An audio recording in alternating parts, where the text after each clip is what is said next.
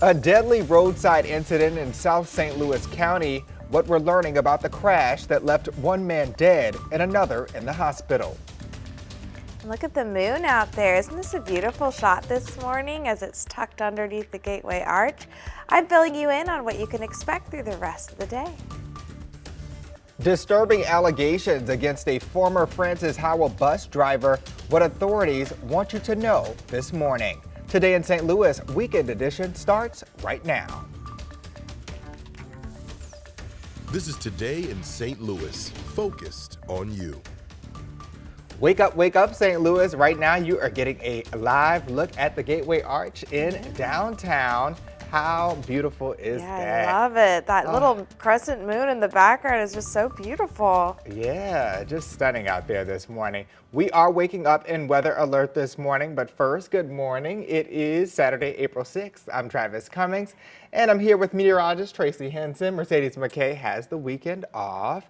And listen, we just can't get a break, can we? Can we? I kind of like frosty conditions, but yes, that does put us in a weather alert because we are under a frost warning for us this morning. Let's get to it. Pretty soon. It's not December anymore. Okay. Travis has had enough. I've had it. So we do have that early frost. We had the same thing yesterday as well. Temperature-wise for us this morning, it's about 39 degrees. This is for the city, so a little further out it certainly is colder. It feels like 32. Winds are out of the east at 10 miles per hour. Hopefully you protected your plants overnight. Like Scott says, a little bit of newspaper, and he knows all the types of plants that you really need to watch for. I heard him yesterday. I was listening to him yesterday. He said peonies were one thing that you really have to protect this time of year. Temperatures will be in the low 60s for the day today, so plenty of sunshine out there. A nice swift warm up for us as well as we make it into the mid 50s by lunchtime. All right, for tonight, breezy conditions, 47 degrees for us overnight. So no, we will not have a frost or a freeze concern, kind of far from it. Very windy though. We're going to have gusts up to 30 miles per hour. Think of that, the winds of change, which is making me a little bit nervous for that eclipse. I'm going to go over our updated eclipse forecast in a few minutes.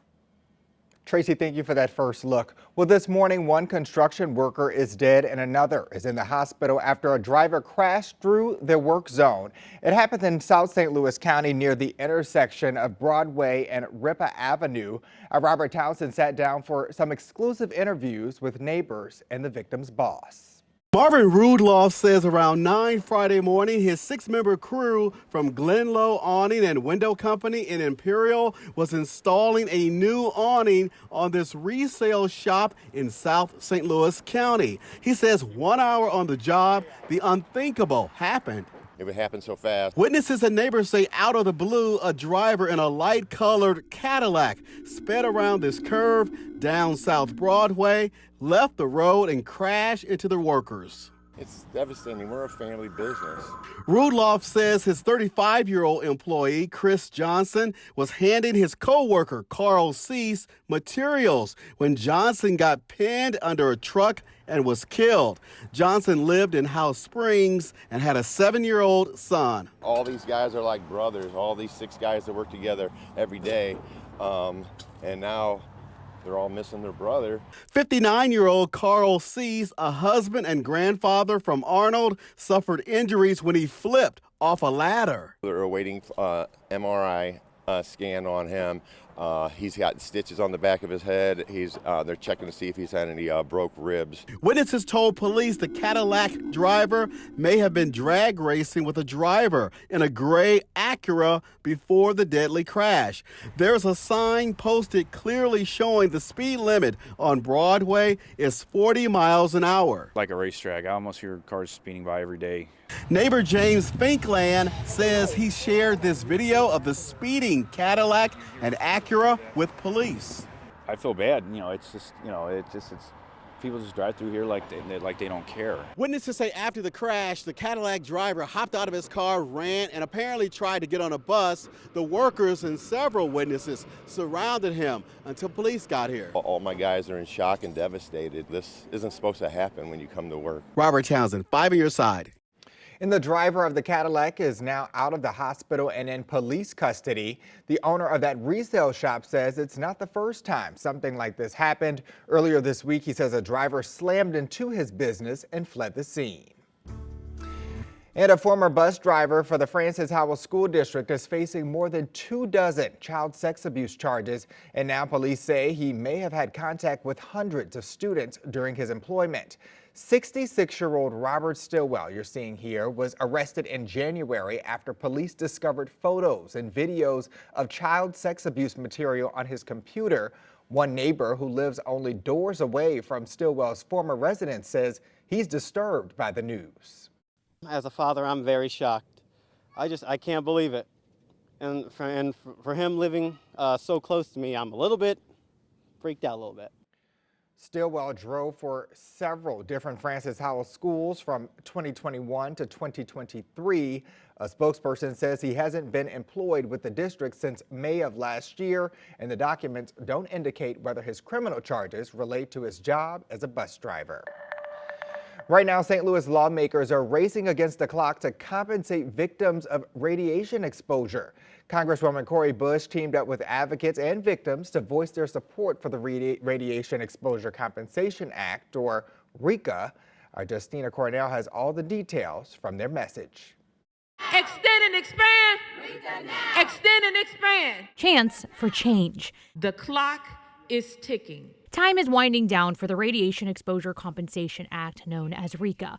If passed, RECA would be expanded and extended to include Missourians affected by radioactive waste connected to the first atomic bomb. Bring the bipartisan Senate-passed RECA bill to the House floor for a vote. Congresswoman Cori Bush is pushing for the U.S. House to pass RECA since it already passed the U.S. Senate.